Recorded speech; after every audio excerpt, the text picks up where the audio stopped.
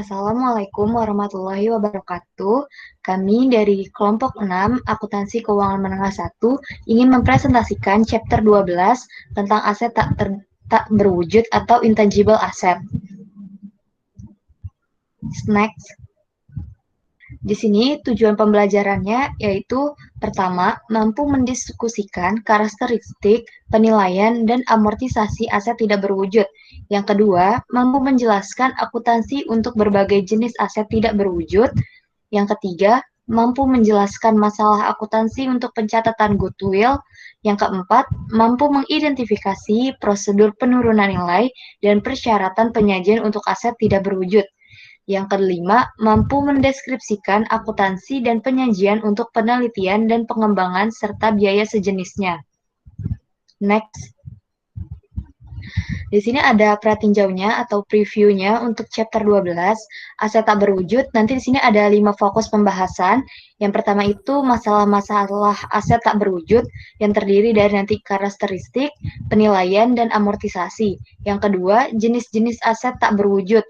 Di sini pembahasan nanti ada marketing relate, customer relate, artistic relate, dan kontrak, terus teknologi sama goodwill. Yang ketiga, penurunan nilai aset tak berwujud. Pembahasan nanti ada menurut batasan umur, kenaikan kembali nilai, aset dengan umur tak terbatas, dan goodwill. Berikutnya yang keempat, itu tentang biaya, penelitian, dan pengembangan. Pembahasannya ada identifikasi, akuntansinya, biaya-biaya sejenis, dan pertanyaan konseptual. Berikutnya yang kelima, itu tentang penyajian untuk aset tak berwujud, dan biaya penelitian dan pengembangan. Next. Kita masuk yang pembahasan pertama, masalah aset tidak berwujud. Di sini kita mulai dengan karakteristik. Ada 3 karakteristik utama. Yang pertama itu dapat diidentifikasi. Yang kedua, kurangnya keberadaan fisik. Yang ketiga, bukan aset moneter. Biasanya diklasifikasikan sebagai aset tidak lancar. Next.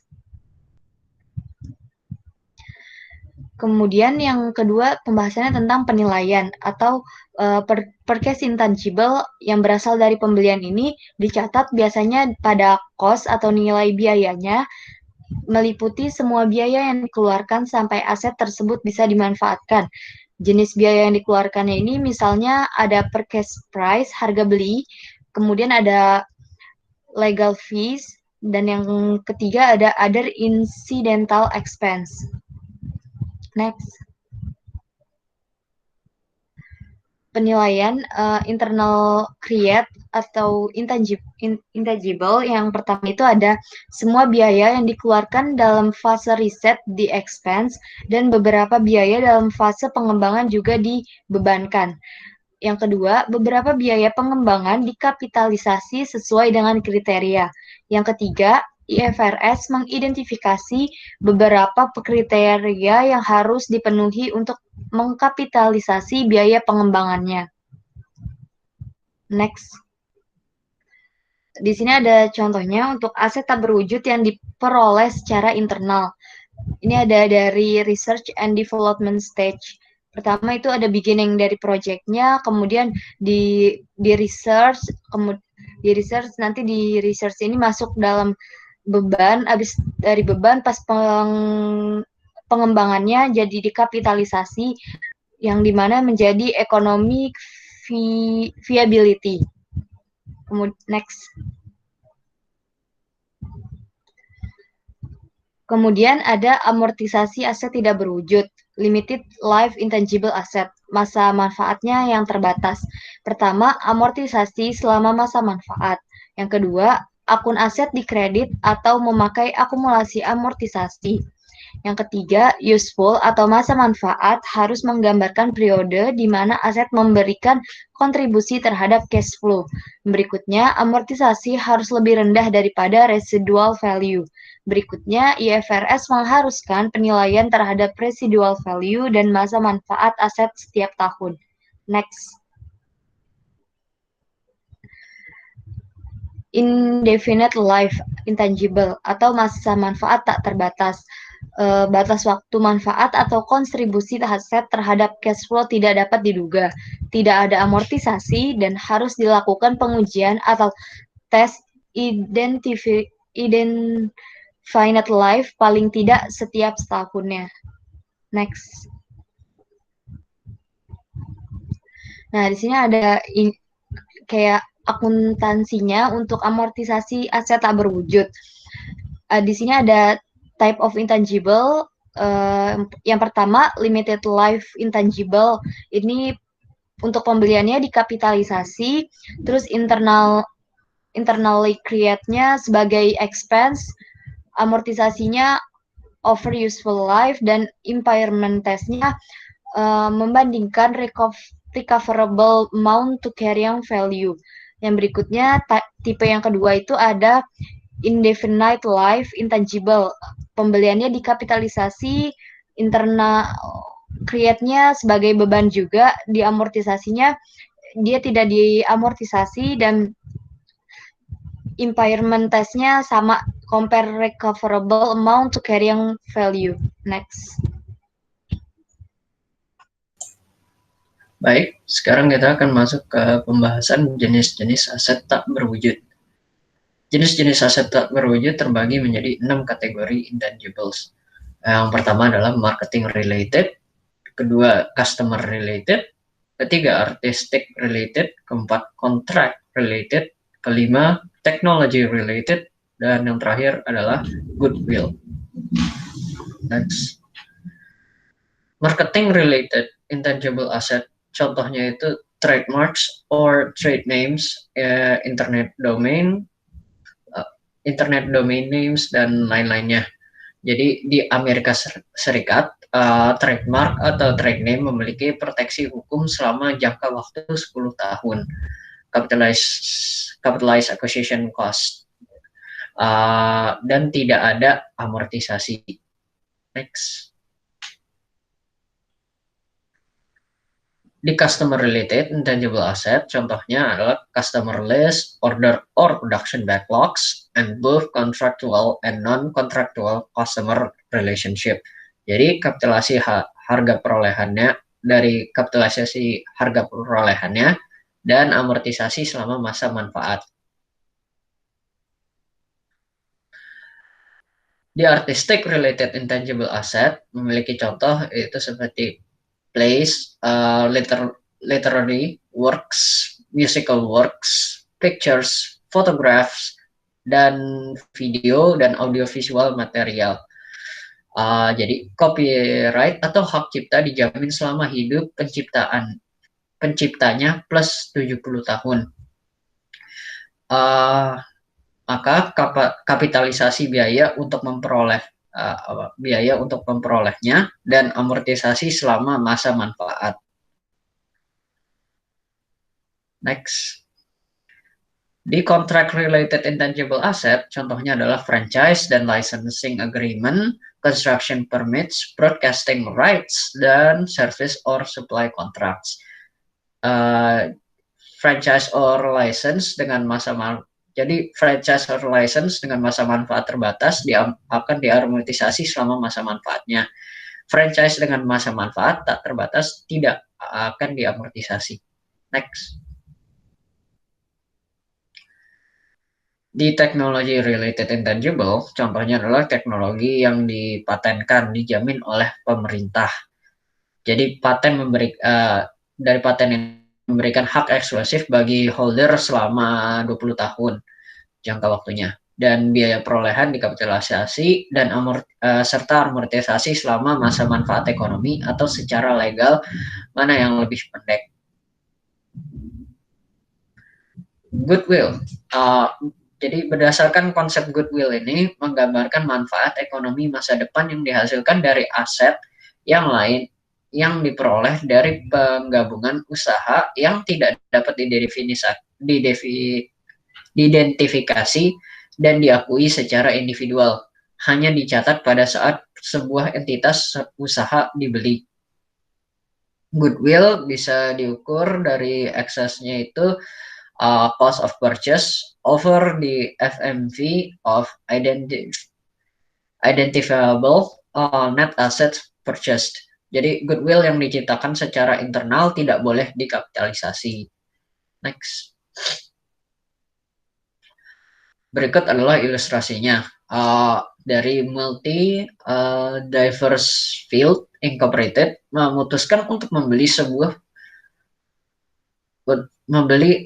sebuah perusahaan distributor traktor, yaitu Tractoring Corporation. Berikut ini adalah laporan posisi keuangan Tractor Corporation. Bisa dilihat statement of financial position-nya pada Desember 31, 2011. Di aset itu catatannya ada property, plant, dan equipment net. Itu sebesar 153.000 US dollar, dan inventories-nya sebesar 42.000, receivable-nya sebesar 35.000, dan cash-nya sebesar 25.000. Dari hasil itu ditotalkan menjadi total aset sebesar 255.000 US dollar. Dan di equities ada share capital sebesar 100.000 US dollar, retain earning sebesar 100.000, dan current liabilities sebesar 55.000. Dari itu ditotalkan menjadi 255.000 US dollar pada total equities. Next. Ini masih pada pencatatan goodwill. Jadi ilustrasinya berikut ini adalah fair value beberapa aset Tractorling Corporation. Jadi fair value-nya itu itu ya, dari property, plant, dan equipment dan net sebesar 205.000, dan patentnya sebesar 18.000, inventory sebesar 122.000, receivable sebesar 35.000, dan cash sebesar 25.000. Liabilities mengurangi yang di atas, liabilities sebesar 55.000, maka fair value net asetnya sebesar 350.000 US dollar. Jadi Tractorling Company menerima penawaran harga beli Multi Diverse Field sebesar 400.000 US dollar. Berapa nilai goodwill-nya? Next. Berikut ilustrasi determinasi of goodwill. Jadi dari 400 itu diassign ke purchase property plan-nya netnya tadi ya, sebesar 205.000, paten sebesar 18.000, inventory sebesar 122.000, receivable sebesar 35.000, dan cash sebesar 25.000, liabilities sebesar 55.000, maka fair value-nya sebesar 350.000 US dollar, dan purchase price-nya tadi sebesar 400.000. Purchase price ini mengurangi 350.000, maka value assigned to value assigned to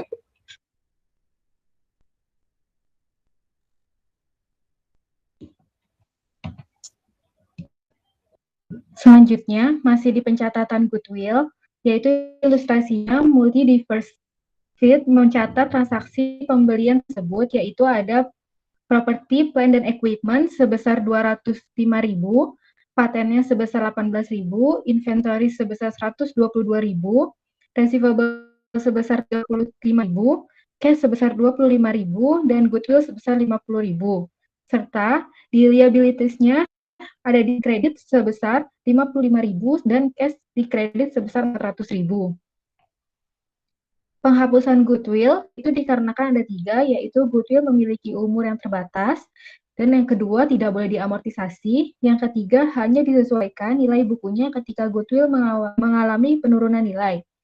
Selanjutnya ada harga kesepakatan terjadi saat harga beli lebih rendah daripada nilai wajar aset bersih. Yang pertama yaitu harga beli lebih rendah daripada nilai wajar aset yang dibeli, dan kedua adanya perbedaan itu dicatat sebagai laba pembelian.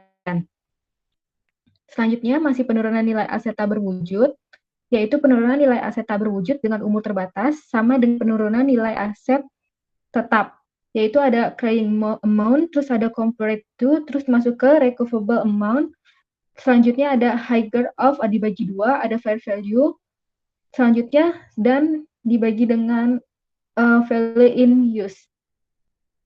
Ada ilustrasinya, yaitu Large Incorporate memiliki hak paten untuk mengambil sari minyak jarak memiliki nilai buku 5 juta pada akhir tahun 2010. Karena adanya penemuan baru mempengaruhi permintaan akan minyak jarak, oleh karena itu ada indikasi paten mengalami penurunan. Perusahaan memperkirakan nilai paten dari perhitungan nilai penggunaannya yaitu sebesar 2 juta yang dihitung dari present value menggunakan paten dengan tarif bunga efektif yang berlaku. Perhitungan rugi penurunan nilai berdasarkan nilai penggunaan yaitu sebagai tabel di ilustrasi 11 strip 15.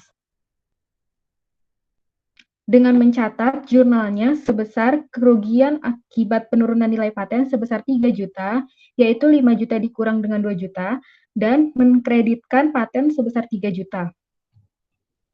Selanjutnya, kenaikan kembali nilai. Ada ilustrasinya. Nilai buku hak paten setelah penurunan nilai adalah 2 juta. Biaya amortisasi sebesar 400.000. 400.000 ini didapatkan dari 2 juta dibagi 5, atau sisa umur hak paten tinggal 5 tahun. Biaya amortisasi dan nilai buku setelah penurunan nilai dapat dilihat sebagai tabel berikut ini. Yaitu di tahun 2011 ada amortisasinya tetap, di tahun 2011 sampai 2015 amortisasinya tetap 400.000, yaitu tadi didapatkan dari penurunan nilai buku sebesar 2 juta dibagi dengan sisa umur tahun, yaitu 5 tahun, maka hasilnya 400.000. Sedangkan di tahun 2011 carrying amount-nya itu adalah 1.600.000, dapat dari 2 juta dikurang 400. Di tahun 2012 yaitu 1.200.000, dapat dari 1.600.000 dikurang 400.000. Di tahun 2013 sebesar 800.000 didapat dari 1.200.000 dikurang 400.000. Di tahun 2014 ada 400.000 dapat dari 800.000 dikurang 400.000, dan di tahun 2015 carrying amount-nya habis. Lanjutannya, pada awal tahun 2011, karena adanya kenaikan permintaan akan minyak jarak, perusahaan memperkirakan kembali nilai paten menjadi 1.750.000. Maka jurnal yang akan dicatat yaitu paten didebit sebesar 150.000 dan mengkreditkan kerugian penurunan nilai sebesar 150.000. 50.000 ini didapatkan dari 1.750.000 dikurang 1.600.000 yang sudah kita hitung sebelumnya. Selanjutnya, ada penurunan nilai aset tak berwujud dengan umur tak terbatas dibagi menjadi 2, yaitu harus dilakukan pengujian apakah mengalami penurunan nilai paling tidak setiap tahun, dan yang kedua ada uji penurunan nilai sama seperti aset tak berwujud dengan umur terbatas, yaitu dengan cara membandingkan nilai yang bisa dihasilkan dengan nilai buku aset, atau jika nilai yang bisa dihasilkan lebih kecil, berarti aset tak berwujud mengalami penurunan nilai. Selanjutnya masih ada ilustrasi. Di Arkon Radio membeli lisensi penyiaran seharga 2 juta dari GCC. Lisensi tersebut akan diperpanjang setiap 10 tahun kali dengan biaya minimum. Arko Radio telah memperpanjang lisensi 2 kali. Saat ini, PT GCC memutuskan untuk tidak memperpanjang lagi dan akan menjual kepada penawar tertinggi. Berdasarkan kondisi saat ini, PT Acon memperkirakan nilai wajar dikurang dengan biaya penjualan sebesar 1.500.000, yaitu 2 juta dikurang dengan 1.500.000, hasilnya loss and impairment sebesar 500.000. Selanjutnya masih penurunan di goodwill, yaitu masih penurunan nilai aset tidak berwujud bagi menjadi 3, yaitu adalah perusahaan harus menguji nilai goodwill paling tidak setahun sekali. Yang kedua, penilaian penurunan nilai berdasarkan kas yang bisa dihasilkan dari adanya goodwill tersebut. Yang terakhir yaitu karena data nilai wajar goodwill sangat jarang tersedia, maka penilaian goodwill biasanya menggunakan perkiraan nilai penggunaan. Selanjutnya, ada ilustrasi lagi dari PT Terang Bulan memiliki 3 divisi. Perusahaan memiliki divisi A 4 tahun yang lalu dengan harga membeli divisi A 4 tahun yang lalu dengan harga 2 juta. Selama 3 kuartal terakhir, divisi mengalami kerugian. Manajer PT Terang Bulan saat ini melakukan pembaharuan pada divisi tersebut. Dari data divisi A, aset termasuk goodwill sebesar 900.000 dengan rincian sebagai berikut. Yaitu pertama, ada properti, plant, dan equipment, netnya sebesar 800.000, goodwill-nya sebesar 900.000, inventory-nya sebesar 700.000, receivable-nya sebesar 300.000, cash-nya sebesar 200.000, dan account dan notes payable sebesar 500.000 sebagai pengurang, maka net asetnya sebesar 2.400.000.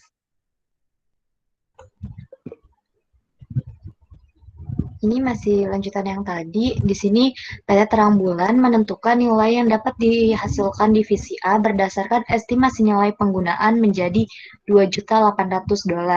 Dari carrying amount ini kita compare sama recoverable amount, dan nanti kita di sini berarti tidak ada no impairment, dan nanti kita dapat value in use-nya sebesar 2.800.000. Kalau nilai untuk fair value less cost to sell-nya tidak diketahui. Next.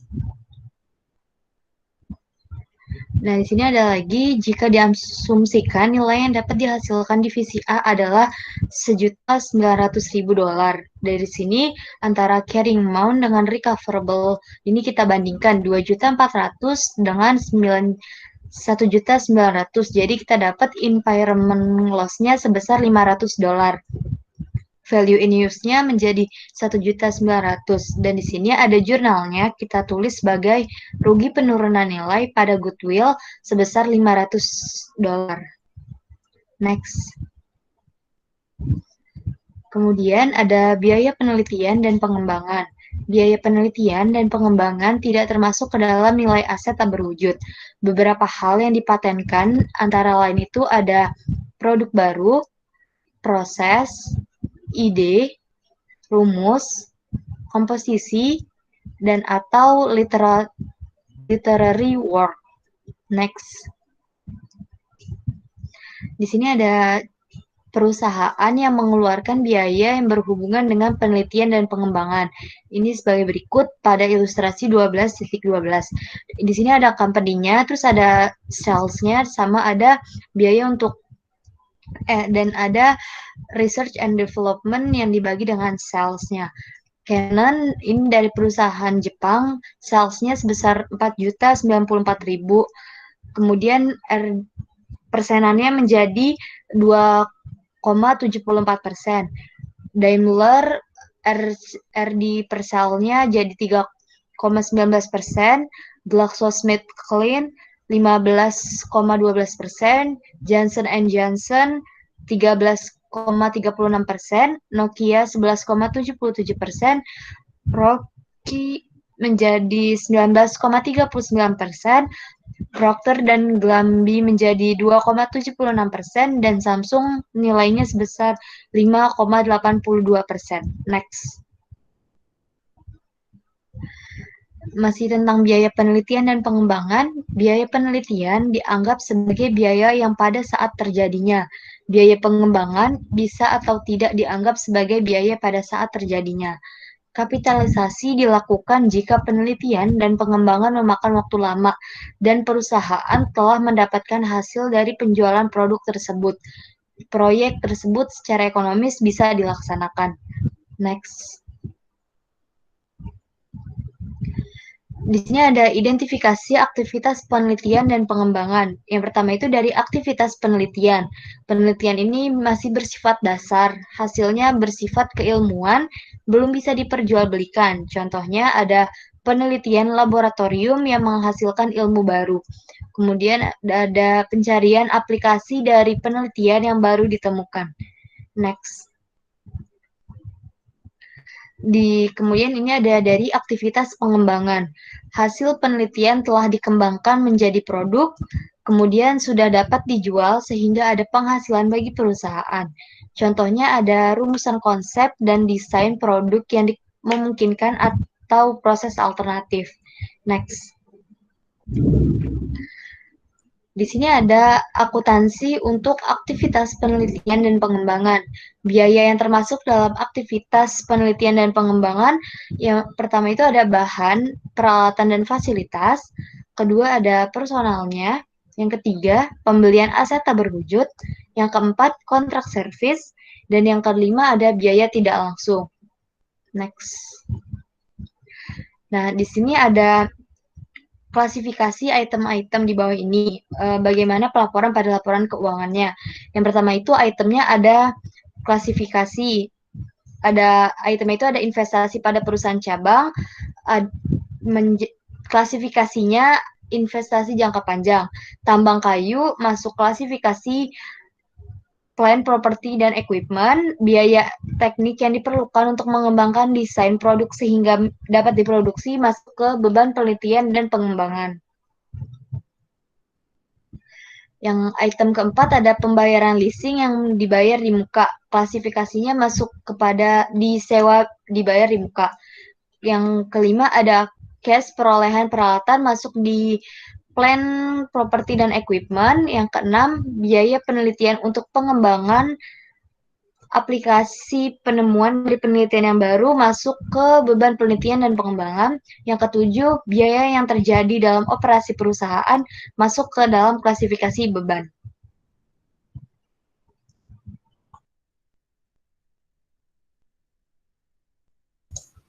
Baik, masih dalam pembahasan biaya penelitian dan pengembangan. Di item ada kerugian operasi pada saat perusahaan mulai beroperasi, klasifikasinya adalah kerugian operasi. Dan pada biaya pelatihan pada saat memulai operasi baru, klasifikasinya adalah beban. Dan cost perolehan franchise, klasifikasinya tak terwujud. Dan pada goodwill yang diciptakan secara internal, klasifikasinya tidak dicatat.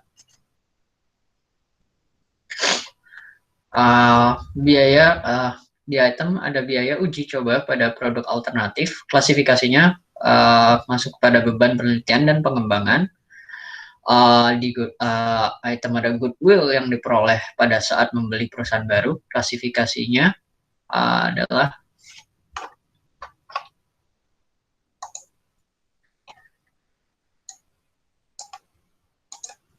tak terwujud. Dan pada item biaya untuk menciptakan paten, klasifikasinya adalah beban penelitian dan pengembangan. Dan item biaya pembelian paten dari penemu, klasifikasinya tak terwujud. Pada item biaya legal untuk menjamin hak paten, klasifikasi tak berwujud. Item biaya untuk memformulasikan produk alternatif, klasifikasinya tak berwujud. Dan item pada cost pembelian hak cipta, klasifikasinya tak berwujud. Item piutang jangka panjang, klasifikasinya investasi jangka panjang. Item biaya untuk menciptakan merek dagang, klasifikasinya masuk pada beban. Dan item biaya untuk membeli merek dagang, klasifikasinya tak berwujud. Baik, biaya-biaya yang mirip dengan biaya penelitian dan pengembangan, biaya untuk memulai operasi yang baru dianggap sebagai biaya pada saat terjadinya rugi operasi di awal operasi, tidak boleh dikapitalisasi, dan biaya iklan dianggap sebagai biaya pada saat terjadinya. Next. Berikut adalah penyajian aset tak berwujud dan hal-hal yang berhubungan. Penyajian aset tak berwujud, laporan posisi keuangannya yaitu aset tak berwujud dilaporkan sebagai item terpisah. Pelaporannya seperti pelaporan pada aset tetap yaitu PPE. Kontrak accounts-nya tidak boleh diperlihatkan untuk aset tak berwujud perusahaan. Jadi perusahaan harus melaporkan secara terpisah seluruh aset tak berwujud kecuali goodwill. Laporan laba rugi. itu masuk ke biaya amortisasi dan kerugian penurunan nilai dan kenaikan kembali selain goodwill dipisahkan, biasanya pada bagian operasi. Next. Jadi ini contohnya pada perusahaan Nestle, income statement untuk tahun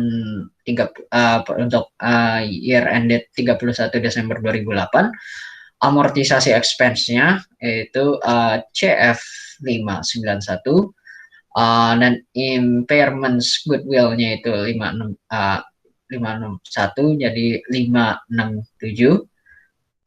Di balance sheet pada tanggal 31 Desember 2008, goodwill-nya itu not ke 14 dan itunya adalah CHF 30.637. Intangible assetnya sebesar 6.867. Next. Berikut adalah Glaxon, dari penyajian dari GlaxoSmithKline. Jadi turnover pada 31 Desember 2008 itu tadi sebesar 24.352,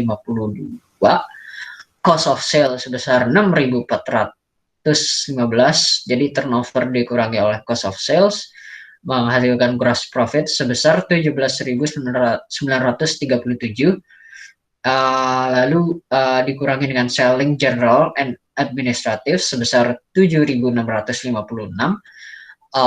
lalu dikurangi lagi dengan research and development sebesar 3.681, lalu dijumlahkan other operating income sebesar 541. Jadi hasilnya itu adalah operating profit sebesar 7.141.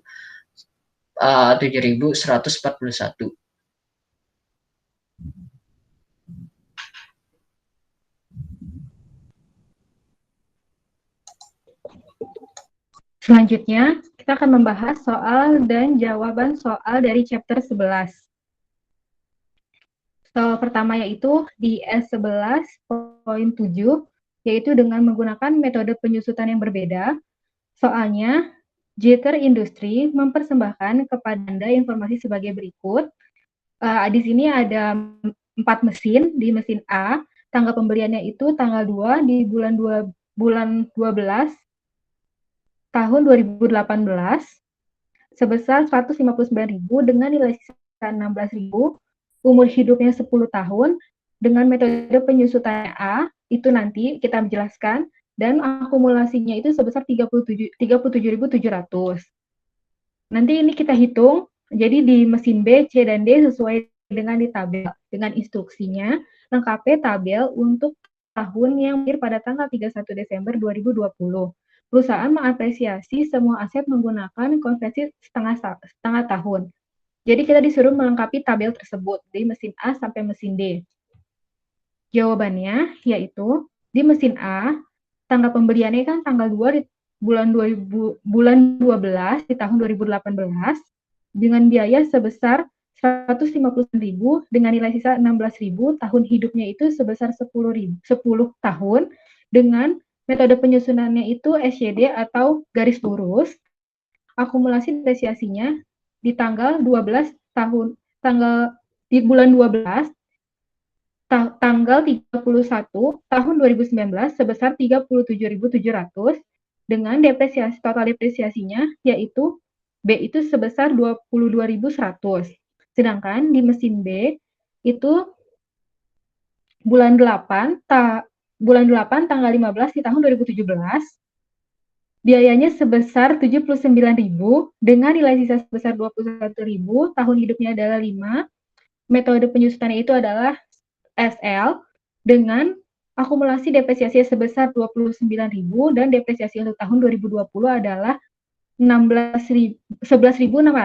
Di mesin C yaitu di bulan ke-7 tanggal 21 tahun 2016 biayanya sebesar 88.000 dengan nilai sisanya itu sebesar 28.500, tahun hidupnya 8.000 dengan metode penyusutannya itu DDB dan akumulasinya sebesar 55.500 depresiasinya di tahun 2020 adalah 3.984. Dan mesin yang terakhir itu adalah mesin D. Tanggal pembeliannya itu adalah tanggal 10, bulan 10 tanggal 12. Biayanya itu sebesar 219.000 dengan nilai sisa sebesar 69.000. Tahun hidupnya sebesar 5 tahun dan metode penyusutannya itu sama seperti mesin A, SYD. Akumulasinya sebesar 70.000 dan depresiasi untuk tahun 2020 sebesar 35.000. Selanjutnya akan dibahas di slide selanjutnya. Jadi, di mesin A, kita kan masih menggunakan metode garis lurus. Di tahun 2018, metode garis lurusnya yaitu sebesar 7.150 didapat dari 159.000 dikurang 16.000 dibagi dengan 10 dikali 1,5. Yaitu dia dapatkan metode garis lurus untuk tahun 2019 sebesar 14.300. Maka total garis lurusnya sebesar 21.450, 7.150 ditambah 14.300. Totalnya 21.450. Sedangkan saldo menurun ganda untuk tahun 2018 sebesar 15.900 didapat dari 159.000 dikali 0,2 atau 2% dikali 0,5. Selanjutnya ada saldo menurun ganda untuk tahun 2019 yaitu 28.620 didapat dari 159.000 dikurang 15.900 dikali 0,2. Maka total saldo penurunan ganda sebesar 44.520. Jumlah digit tahun di tahun 2018 sebesar 13.000 yaitu didapat dari 159.000 dikurang 16.000 dikali 10/55 dikali 0,5.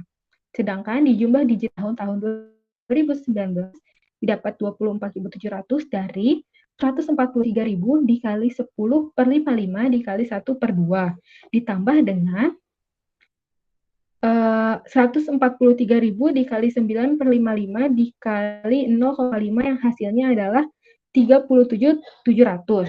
Maka metode yang harus digunakan yaitu adalah metode garis lurus.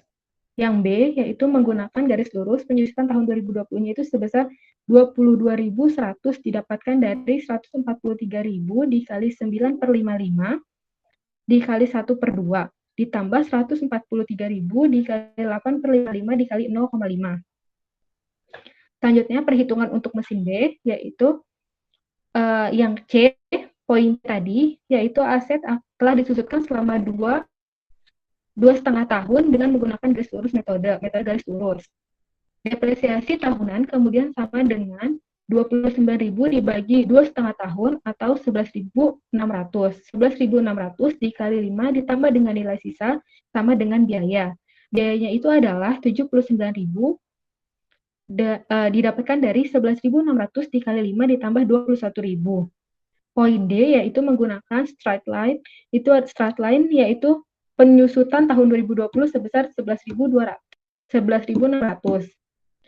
Yang mesin C menggunakan metode depresiasi saldo menurun ganda. Poin E-nya ada penyusutan tahun 2007 adalah 11.000 didapatkan dari 88.000 dikali 0,25 dikali 0,5. Penyusutan tahun 2018 19.250 didapatkan dari 88.000 dikurang 11.000 dikali 0,25. Penyusutan tahun 2019 didapatkan sebesar 14.438 dari 88.000 dikurang 30.250 dikali 0,25 dan penyusutan tahun 2010 adalah 10.828 dari 88.000 dikurang 44.608 dikali 0,25. Maka akumulasi penyusutan di tahun di tanggal 31 Desember 2019 adalah sebesar 55.516. Di poin F yaitu menggunakan DDB, yaitu tahun 2020 penyusutannya sebesar 3.984 yang mengakibatkan tercatatnya nilai mesin sama dengan nilai sisa. Untuk mesin D, yaitu perhitungan tahun pembelian, di poin G, yaitu setengah tahun pertama menggunakan SYD sama dengan 25.000, dan di tahun kedua sebesar 45.000, maka totalnya yaitu 70.000.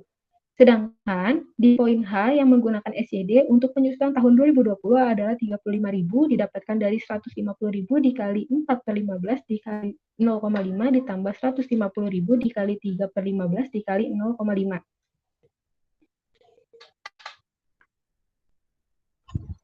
Kita masuk soal yang ketiga, E11.10 mengenai perhitungan penyusutan SYD. Beacon Company membeli sebuah peralatan pada awal 2016. Peralatan tersebut seharga $502.000 dan memiliki estimasi umur manfaat 8 tahun serta nilai residual sebesar $70.000. Metode penyusutan yang digunakan adalah metode jumlah angka tahun.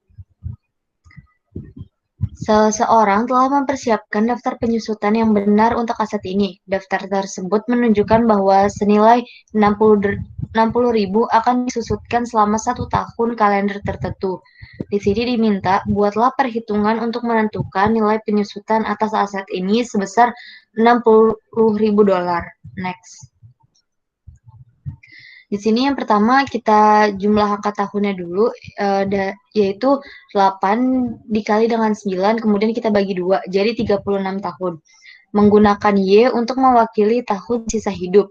Di sini berarti kita masukkan Y per 36 dikali dengan 502.000 dikurang dengan 70.000.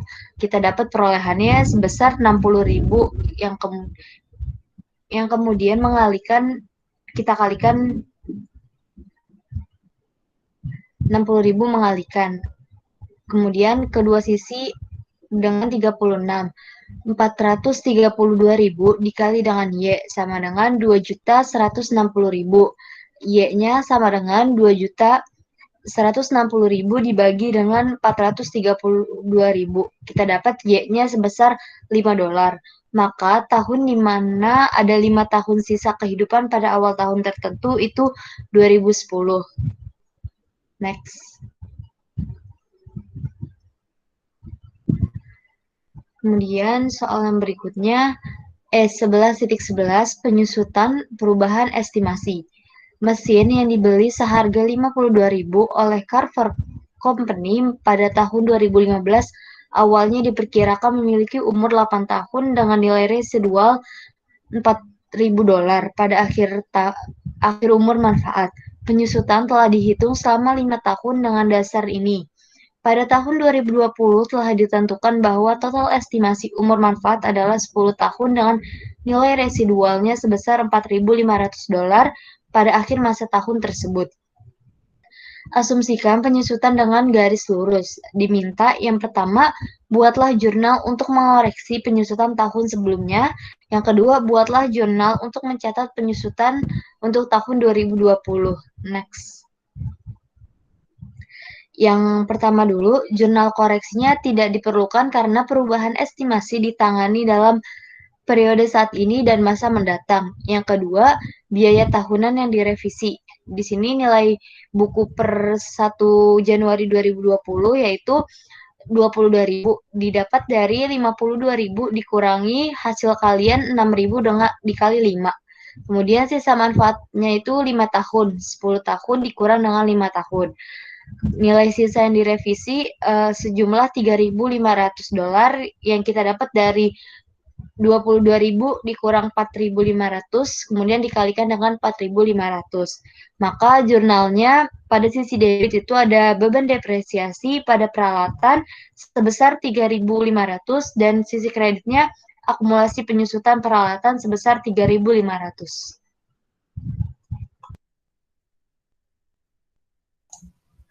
Baik, sekarang kita akan masuk ke soal P11.9, yaitu penurunan nilai. Jadi, Roland SE menggunakan peralatan pengikat khusus dalam kemasan bisnisnya. Peralatan tersebut dibeli pada Januari 2018 seharga 10 juta euro dan memiliki eksistensi perkiraan masa 1 Desember 2019. Baru teknologi diperkenalkan yang akan mempercepat keusahaan peralatan Roland pengontrol Roland memperkirakan bahwa nilai sekarang dari arus kas bersih masa depan yang diharapkan di peralatan akan menjadi 5.300.000 euro dan nilai wajar dikurangi biaya untuk menjual peralatan tersebut, yaitu sebesar 5.600.000 euro. Roland bermaksud untuk terus menggunakan peralatan tersebut, tetapi diperkirakan bahwa sisa umur manfaat adalah selama 4 tahun. Jadi Roland menggunakan depresiasi garis lurus. Next. Jadi instruksinya itu siapkan jurnal jika ada untuk mencatat penurunan nilai pada 31 Desember 2019. Depresiasi untuk 2019 telah dicatat. Lalu yang B, siapkan entry jurnal apapun untuk peralatan pada 31 Desember 2020 dapat dipulihkan jumlah peralatan pada tanggal 31 Desember 2020 diperkirakan sebesar 4.900.000. Dan yang C, ulangi persyaratan untuk A dan B dengan asumsi Roland bermaksud untuk membuang peralatan dan belum dibuang pada tanggal 31 Desember 2020. Right? Berikut adalah jawabannya. Yang A, nilai tercatat asetnya sebesar tadi 10 juta, dikurangi dengan 2.500.000 itu dari 10 juta dibagi dengan 8 dan dikalikan dengan 2. Maka hasilnya sebesar 7.500.000 seharusnya euro. Jadi jumlah terpulihkan tadi dicatat sebesar 5.600.000, maka lebih kurang dari nilai tercatat sebesar 7.500.000 euro. Jadi jurnal percatatannya itu entry penurunan nilai, jadinya kerugian penurunan nilai dari 7.500.000 dikurangi dengan 5.600.000 adalah sebesar 1.900.000. Itu dicatat di debit, dan akumulasi penyusutan peralatan dicatat di kredit sebesar 1.900.000. Lanjut ke bagian B, yaitu beban penyusutan dari tadi ya yang terpulihkan, yaitu sebesar 5.600.000 dibagi dengan 4. Jadi di catatannya adalah sebesar 1.400.000 pada debit dan akumulasi penyusutan peralatan sebesar 1.400.000 di kredit. Dilanjuti dengan akumulasi penyusutan peralatan sebesar 700.000, itu dari 4.900.000 dikurangi dengan 5.600.000 yang dikurangi dengan 1.400.000. Jadi pemulihan kerugian penurunan nilainya sebesar 700.000. Next.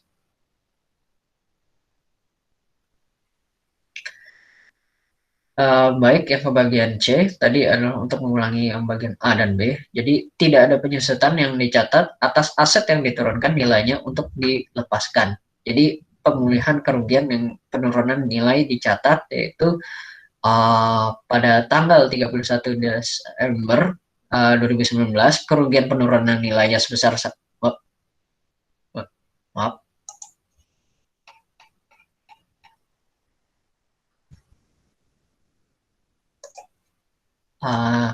Next, Mike. Jadi kerugian penurunan nilai tadi ya sebesar 1.900.000 dan akumulasi kerugian penurunan nilai sebesar 1.900.000 di debit dan akumulasi penyusutan peralatan sebesar 1.900.000 di kredit. Dan pada tanggal 31 Desember 2020 kerugian penurunan nilainya di debit sebesar 700.000 dan akumulasi penyusutan peralatan itu di kredit sebesar 700.000. Ini hasil dari pengurangan 5.600.000 dikurangi dengan 4.900.000. Sekian dari presentasi kelompok hari ini. kami mengucapkan terima kasih dan Assalamualaikum warahmatullahi wabarakatuh. Terima kasih. Terima kasih.